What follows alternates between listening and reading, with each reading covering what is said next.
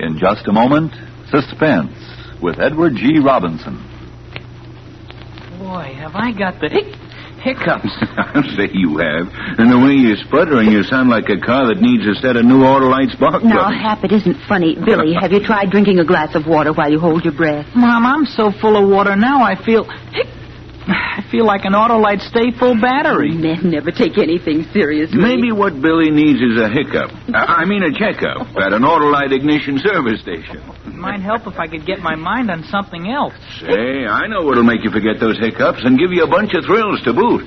Switch to Autolite, Mary. It's time for Suspense.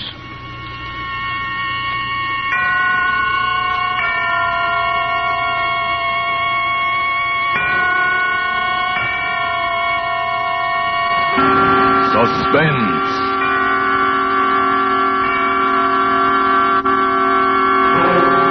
Autolite and its 60,000 dealers and service stations bring you radio's outstanding theater of thrills. Starring tonight, Mr. Edward G. Robinson in Anton Leader's production of The Man Who Wanted to Be Edward G. Robinson. A tale well calculated to keep you in suspense.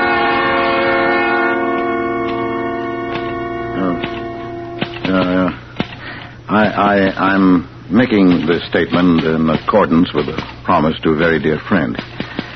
It's a complete statement in every detail, even including those matters which are to me personally most incriminating. Because my trust in my friend is such that I haven't the slightest concern on that score.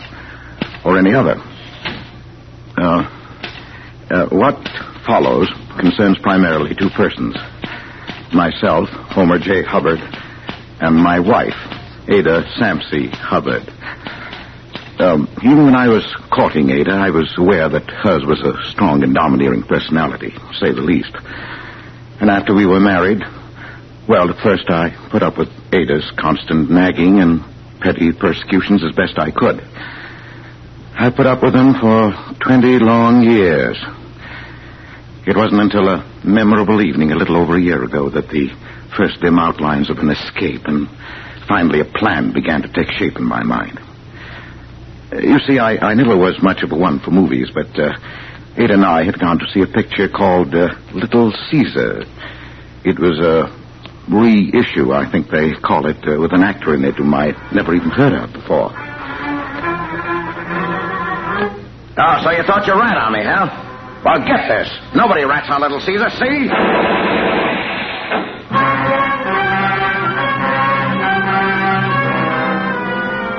The moment I saw that face on the screen, the minute I heard that voice, the world of reality around me simply ceased to exist. I lived that picture. I was Little Caesar. I was Edward G. Robinson. I was dimly conscious that my voice was like his, that even my face without my spectacles and with my hair parted differently might have been mistaken for his, but it was more than that. It was his personality that fascinated me, and that I assumed. Calm, assured, tough. Kind of a man who made people do what he wanted done, the way he wanted it done. Walking out of the movie theater afterward, I knew something had happened that was going to change my whole life. Well, there's a man. Yes. Caesar, they call him, and well they may. Yes. And that Edward G. Robinson, I'll wager he's no Casper Milk Toast either. Yes, dear. Is that all you have to say? Well, yes, dear. What does it take to arouse a little enthusiasm in you, anyway? Well, Here you've seen a fine performance. A picture that'd get anybody in the world excited. And all you can say is, yes, dear. Mm-hmm. I wish you were half the man that Robinson is.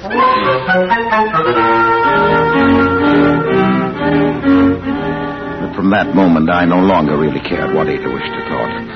I'd begun my escape into a dream world of my own making. A world in which I was Edward G. Robinson.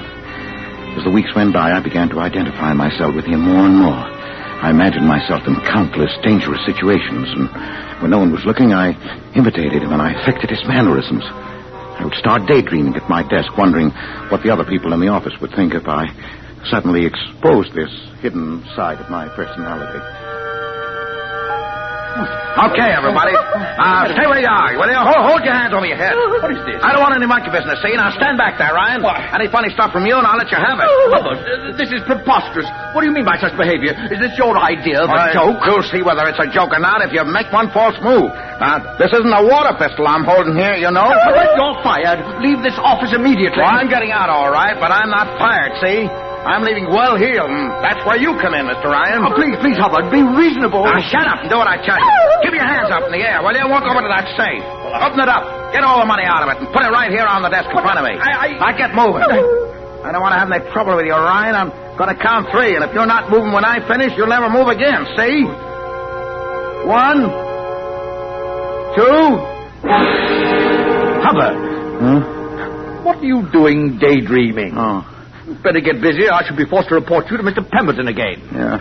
Oh, I'm so sorry, Mr. Ryan.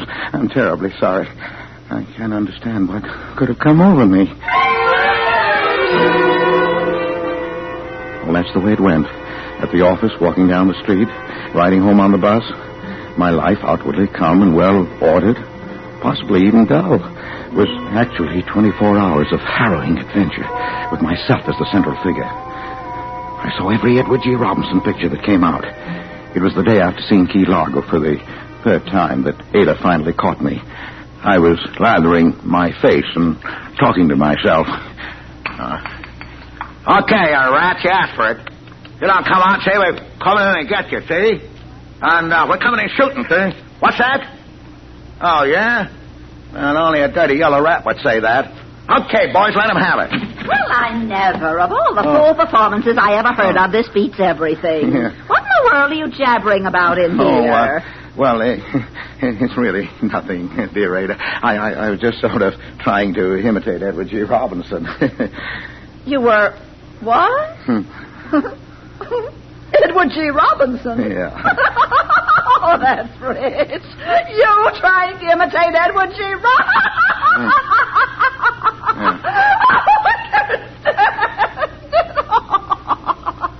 Don't stop. Don't let me interrupt the performance, Mr. Movie Star. Come on. Do your act for me. Well, dear, I don't see anything so funny about it. Oh, maybe you don't, but you're the only person in the world who wants. Oh, my. Oh, well, I'll leave you to your rehearsing. Why don't you imitate Eddie Bracken or Margaret O'Brien? I think you'll find it easier. It was right then that I decided to kill her.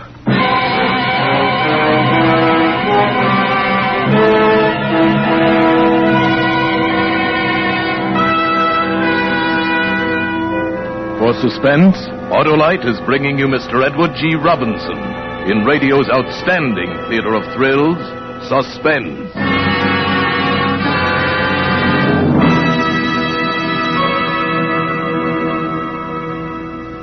Say, Mary, looks like Billy's all over those hiccups, thanks to Edward G. Robinson and Suspense. Shh, don't mention hiccups again. He might get them back. Let's switch his mind to something else. Well, you know how he is about anything Autolite makes. Mm-hmm. Let's listen to Frank Martin. That'll do the trick. Friends, money can't buy better electrical equipment for your car than Autolite. And here's why. In the first place, Autolite is the world's largest independent manufacturer of automotive electrical equipment. Original factory equipment for many of the finest cars and trucks in America. In its 26 nationwide plants, Autolite manufactures distributors, generators, starting motors, spark plugs, batteries, wire, not to mention such things as bumpers, die castings, horns, instruments and gauges, lights, ornamental plastics, and over 400 other products. What's more, Autolite service stations all over the country are staffed with trained men and specialized machines to give your car the best possible electrical service. So, friends, when your car's electrical equipment needs attention, drive into your nearest Autolite service station or the dealer who sells your make of car and ask for original factory parts and service. Remember, Autolite service stations are listed in your classified telephone directory under Automotive Electrical Equipment. And now, Autolite brings back to our Hollywood soundstage Mr. Edward G. Robinson in The Man Who Wanted to Be Edward G. Robinson. A tale well calculated to keep you in suspense.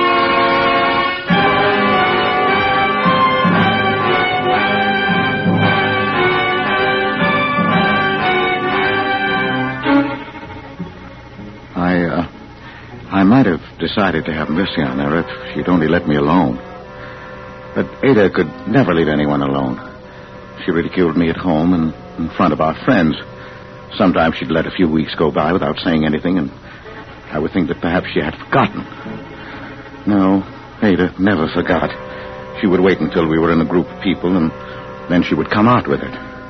Well, my dear, you mean I haven't told you about Homer's dream world? No. He thinks he's Edward G. Robinson. Edward? Oh, no. Do tell us, Mr. Homer G. Robinson, when do you think you'll be getting your next contract from Hollywood? Oh, you folks have got Homer all wrong. He's a killer at heart. Just a cold-blooded killer.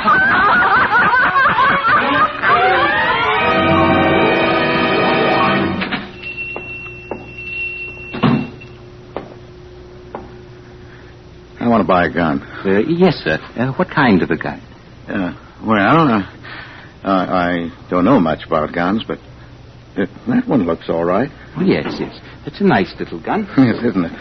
$28.50. Do I have to have a license? Oh, not unless you're going to carry it on your person. Oh. Otherwise, we just register it for the police records under your name. Oh, yeah. What's the name?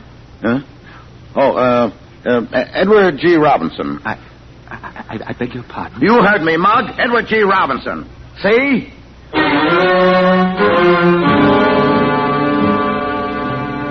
I had made my plans very carefully. My plan was that her murder would look like suicide. It would be a night when the moon was full, so that I could see a head on the pillow and aim carefully.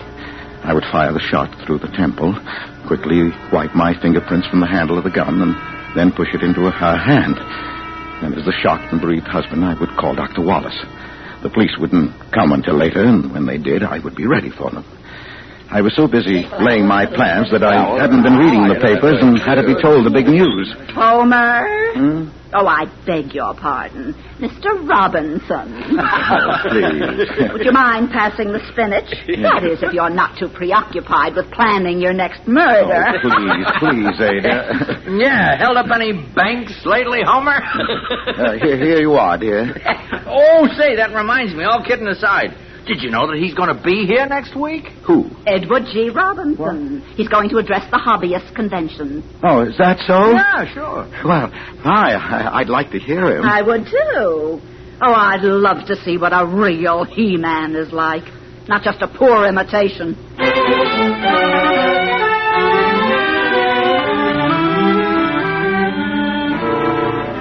We went. And at first, it was the most terrible disappointment of my life. Because he wasn't tough or hard-boiled or anything like it. He seemed to be a mild-mannered little fellow, a little shy, almost like me. He talked about orchids and modern art.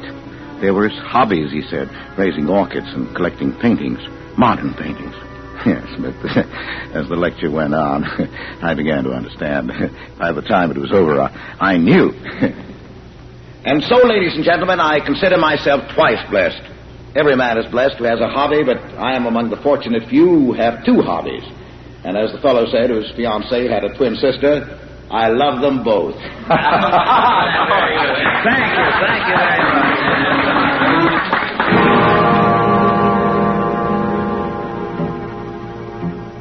Later that evening, I made an excuse to get away from Ada and went down to the hotel where I knew Mr. Robinson was staying. I bribed the bellboy $1.75 to tell me which was his room. I went down the hall and knocked at the door of 708. Yeah? Western Union. Come on in. Just put it on the... Well, say, Western Union dresses their boys up pretty snappy in this town, don't they? I must apologize for adopting the subterfuge, Mr. Robinson, but I have something of the utmost importance to discuss with you, and I was afraid you might not see me since, well, we've never been formally introduced. Formally introduced? Why, that's all right. What is it, autograph? I'm afraid it's something a good deal more serious than that, Mr. Robinson. Yeah? Well, you caught me right in the middle of shaving, as you see, but if you don't mind my finishing the job while you talk, why, come right along inside. Tell me all about it. Thank you. Well, now, what's on your mind? Well, Mr. Robinson, I have a problem, and I feel you are the person best fitted in the world to tell me what to do. That's so. Well, what is the problem? Mr. Robinson, suppose, of course, this is purely hypothetical, but suppose you were going to kill somebody. Kill somebody? Yes, in your own home, somebody who's, shall we say, related to you. Yeah, now, hold on a minute, Mr. Hubbard. Homer J. Hubbard. Mr. Hubbard. I may look like a bad guy on the screen, but when I'm not working, I'm just a plain, peace-loving citizen like anybody else. You can fool people like that audience tonight with all that talk about orchids and modern art, and it was very good, and I quite understand why you do it. A man in your position must have a front, of course, but you didn't fool me. I didn't, huh? Well, I know, rather, I knew I could come to you and be perfectly frank. Yeah, about what? Why, about the murder. About the what? Well, look at me, Mr. Robinson. I'm a shy, inhibited, weak, utterly ineffectual person. I've none of your assurance, your hardness, your ability to cope with any situation in a direct, ruthless way. Yeah? Well, how many times I wished I had, because for 20 years my life has been made horribly, unbearably miserable by one person. My wife. Oh, so that's the way it is. Yes. For years I bore it as best I could, and then one day I thought, how would you have coped with it? And of course I knew at once you would kill her. Yeah, now, wait a minute. Are you kidding me? Oh, no, Mr. Robinson. I wouldn't think of such a thing. Look here. I've even secured a gun to do it with. Hey, yeah, here, you better give me that. No, don't point it. Well, hand it to me by the barrel. Here. Well, put it over here. Safer, you know. Yeah, I must admit I know very little about firearms, and they're quite distasteful to me. Yes, you and me both. You, Mr. Robinson? Well, I mean, small arms like that. Of course, Tommy gun, that's different. That's the only thing to use. Yeah, I suppose you're right. But I didn't know where to get a Tommy gun. I was afraid even if I did, I'd never master the art of using it. Yeah, well, now you want to kill your wife, is that it? You want me to help you? If you would, Mr. Robinson, if you could spare the time, I can't tell you how grateful I'd be. Yeah, well, you know, Mr. Hubbard, you look like a pretty nice little guy. Wife must really be an old battle axe to have got you in a frame of mind like this. All right, now I'll tell you what I'll do. I will help you. Oh, Mr. Robinson. Yes, but it's got to be done my way, see? It's got to be done right. You got to plan these things. Yeah, now, take this gat, this little fleet, for instance, that you got over there. That's no kind of a rod to kill your wife with. Why, the caliber is all wrong. The ballistics would be all wrong. Things would be on your trail just like that. Now, I got a gat home that's perfect for the job. Get me? I've knocked off Orson Welles, Jimmy Cagg. Oh, I don't know how many guys with this. Now, the first thing when I get home, I'll send it to you parcel post, see? Would you, Mr. Robinson? Oh, sure. Now, when you get it, just lay low, see? Now, don't do a thing till you hear from me. I'll lay this thing out for some of my boys, and then I'll get in touch with you, okay? Oh, yes, Mr. Robinson. I don't know how to thank you. Ah, forget it, pal. What's a little murder between friends?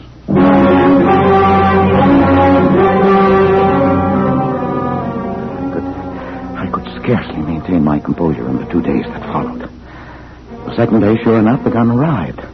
It was a great, heavy thing, the kind that's referred to, I think, as an automatic. Remembering its history, I handle it with the utmost care and reverence. I hid it in the garage where I keep my pipe that Ada won't let me smoke in the house. It was the next afternoon, a Saturday, that the phone rang. I rushed into the bedroom to answer it and close the door after me so Ada wouldn't hear in case it was. Hello, Homer. Yes? This is Eddie. Eddie? Yeah, you know, Eddie Robinson. Oh, yes, Miss... Eddie. You get that package I sent you? Oh, yes, I got it. Okay, but don't fool around with it, will you, until the time comes. Kind of tricky. Oh, no, I won't. Now, listen. The deadline is tomorrow night. Midnight, got it? Yes? Now, here's the layout. Tomorrow night, you go to bed, just as always, but have that cat handy and leave the front door open, see? I understand. Oh, say, wait a minute. I meant to ask you, is it safe to talk where you are? Oh, yes. The phone's in the bedroom and the door is closed. The bedroom, huh? That's swell. Well, now, listen. A little before midnight, you get up, see? When she's asleep, you take a spot just outside the bedroom door, see? Where you can keep an eye on her and on the front door, too, see? Yes? Well, at midnight, I'll contact you. We'll do your job and then make a quick getaway and you can hold up in the hideout until the heat's off. Get it? Tomorrow night, midnight. I'll do everything just as you say, Eddie. I followed his instructions to the letter. It seemed hours before Ada went to sleep that night. It seemed days until my watch finally crept around towards midnight.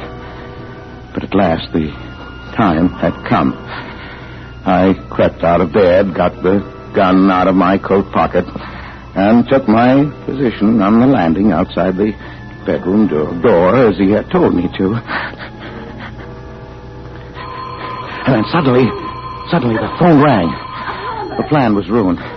Even Edward G. Robinson couldn't have foreseen this. I rushed back into the bedroom, hoping against hope that I could catch it before Ada woke up. But she already had the light on. Homer! What in the world are you doing prowling around at this time of night with a gun in your hand? Why, I thought I heard a burglar. Burglar?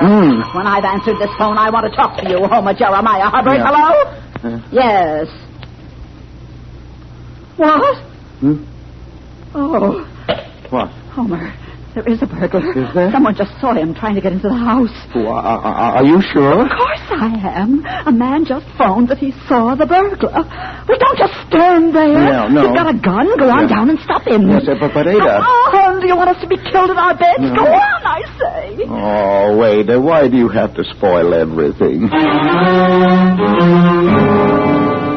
There was nothing to do but go. I crept down the stairs in the darkness. I knew what Edward G. Robinson would have done.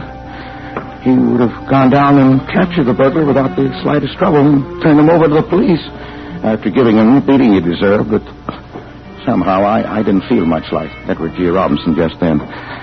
It was at that moment that the terrible thought occurred to me that maybe it wasn't a burglar. Maybe this was Edward G. Robinson. I had no time to pursue the thought further. Let him have it! Suddenly, there was a barrage of shots and a confused yelling of voices. In my terror, I suppose I squeezed the trigger of my own gun. So it began jumping and twisting in my hand. I stepped on something, and the next thing I knew, I was tumbling headlong down the stairs, and that was the last I remember.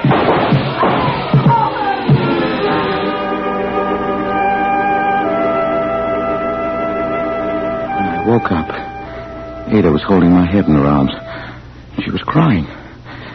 They made me stay in bed for a couple of days, but I really didn't mind. There were reporters to see me and take my picture for the paper, and all kinds of people. Even Mr. Ryan and Mr. Pemberton came to see me. And Ada? Well, Ada was simply a changed person. Nothing was too good for me. My slightest wish was literally her command. If the whole thing hadn't been an accident, if I planned it that way, it couldn't have turned out better. And then as the final climax that afternoon when the phone rang by my bed. Yes? Oh, yes. Eddie? You did, huh? Oh, nothing really. Yes? Oh. Well, about that, things have changed. Oh, yes, they've changed quite a lot. And I don't think we'll have to go through with it.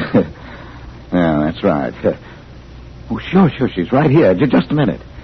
Eddie wants to talk to you, Ada. Eddie? Yeah, Eddie Robinson. Quite a pal of mine. You mean Edward G. Robinson? Oh, yes. We had quite a little chat that night. He was in town after I left you. We got pretty chummy. Yeah, go on. Hello? Oh, yes. Oh, yes, Mr. Robinson. Oh, I know he is. Oh, I certainly will, Mr. Robinson.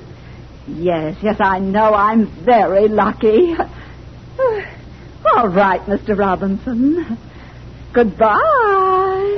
Oh, Homer, he knew all about it. He'd seen it in the paper. Yeah, so he said. And he said you were a hero. A real hero. Bigger than any movie hero that ever was. He did, huh?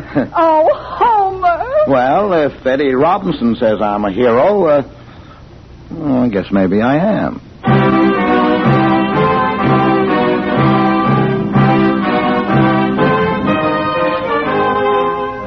Couldn't have turned out better, Eddie. You know how grateful I am. I'm a regular little Caesar around town now, and my married life is all I've ever wanted to be. Of course, there are some things about the whole thing that confuse me a little. It has even occurred to me, I'll confess that you might have had more of a hand in it than was generally known, and that the gun you sent me might have contained blanks. I believe you called them, because in spite of all the shooting, there wasn't one bullet hole anywhere in the house. And the gun had disappeared, which confused the police somewhat, too, and the burglars might have been some of your boys playing a little joke. But I don't think you would do a thing like that to a pal, Eddie. Would you? I don't even think you would use the statement that you asked me to send you to hold over my head as a guarantee that I wouldn't try to kill Ada again. Now, not that I ever would. Yes, but even if you did all that, Eddie, I don't really mind. Because, as you might say yourself, what's a little joke between pals?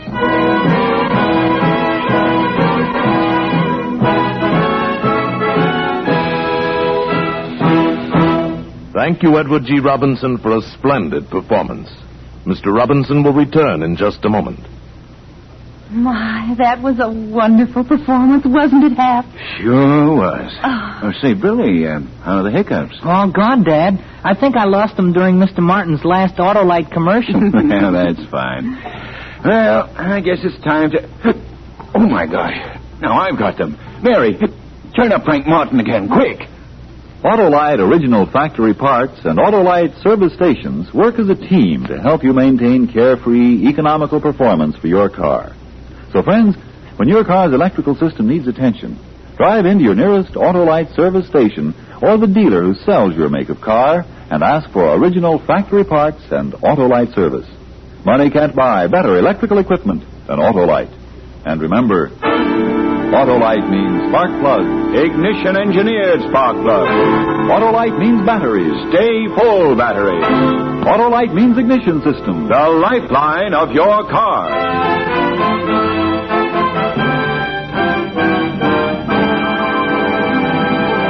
And now here again is Mr. Edward G. Robinson.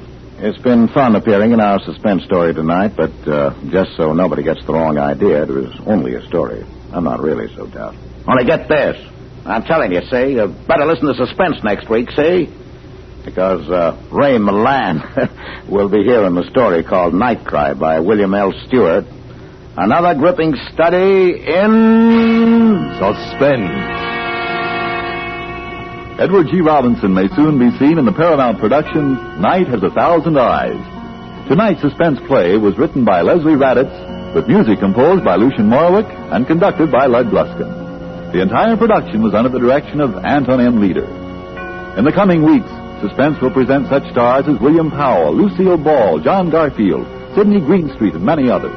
Make it a point to listen each Thursday to Suspense, radio's outstanding theater of thrills. And next Thursday, same time, hear Ray Milland in Night Cry.